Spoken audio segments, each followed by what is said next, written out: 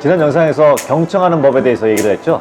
오늘은 경청과도 관련이 있고 라포를 형성하는 것과도 연관이 있는 미러링과 백트래킹에 대해서 얘기를 해보도록 하겠습니다. 미러링과 백트래킹은 NLP에서 얘기하는 대인관계 스킬로서 라포를 빨리 형성하는 방법입니다. 미러링은 마치 거울처럼 상대의 행동을 그대로 따라하는 것입니다. 상대가 머리를 만지면 나도 머리를 만지고, 팔짱을 끼면 상대를 따라서 나도 팔짱을 끼는 것을 말합니다. 실제로 카페 같은 곳에서 연인들의 관계를 보면 두 사람의 모습이 비슷할 때가 많습니다.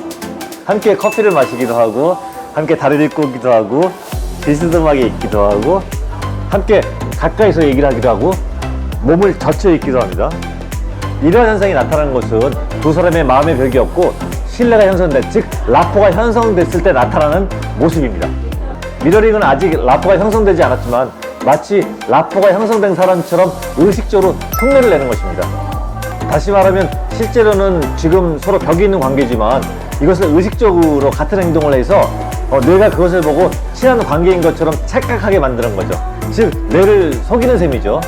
그런데 이것은 이론상으로는 맞는 말이지만 실제 이렇게 하면 상대가 이상하게 생각합니다. 자기 행동을 똑같이 따라하니까 놀리는 것 같아서 기분이 나빠지기도 하죠. 그래서 이것을 가르치는 사람들이 다 따라하지 말고 10개 중에 두세 개만 따라하라고 합니다. 그것도 아주 똑같지 말고 상대가 머리를 만지면 나는 얼굴을 만지는 것처럼 눈치 못 채게 따라하라는 거죠. 실제로 이렇게 하면 정말 효과가 있습니다. 상대가 마음을 더 빨리 열어서 좋은 분위기를 만들죠. 그런데 이렇게 미러링 스킬을 쓰지 않아도 경청만 잘하면 저절로 이런 현상이 나타나게 됩니다. 서로 마음이 열리게 되면 어느 순간 상대와 여러분은 비슷한 태도와 행동을 하게 됩니다. 미러링 기술을 자연스럽게 사용할 수 있다면 대인관계에서 큰 힘이 되겠지만 그렇지 않더라도 미러링, 즉 동일한 현상이 나타나는 순간을 알아차리는 힘이 있었으면 좋겠습니다. 그렇게 되면 상대와의 관계 진행의 정도를 확인할 수 있게 되죠. 나와 상대가 비슷한 모습, 행동과 태도를 하게 되는 순간을 객관적으로 보게 되는 거죠. 어려울 것 같지만 미러링, 즉 동일한 현상에 대해서 이해하고 그것을 보겠다는 마음을 먹게 되면 어느 순간 볼 수 있습니다. 경청만 열심히 하면 일어나는 현상이니까요. 그 순간을 찾아보겠다는 마음만 먹으면 됩니다. 다음은 백트래킹에 대해서 얘기를 할게요.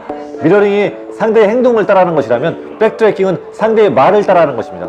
그런데 이것을 잘못 이해하게 되면 상대의 말을 무작정 따라하게 돼요. 이렇게요. 나 조금 전에 밥 먹었어. 밥 먹었어? 나 혼자 갔었는데 말이야. 혼자 갔었어? 그 식당 되게 불친절하더라. 그 식당 되게 불친절해? 맛도 없고 말이야. 맛도 없었어? 도대체 이게 뭡니까? 이러면 상대가 화도 나고 대화가 자주 끊기게 되죠. 백트래킹의 핵심은 상대가 말한 것을 다 따라하는 것이 아니라 상대가 사용한 언어로 말하라는 것입니다.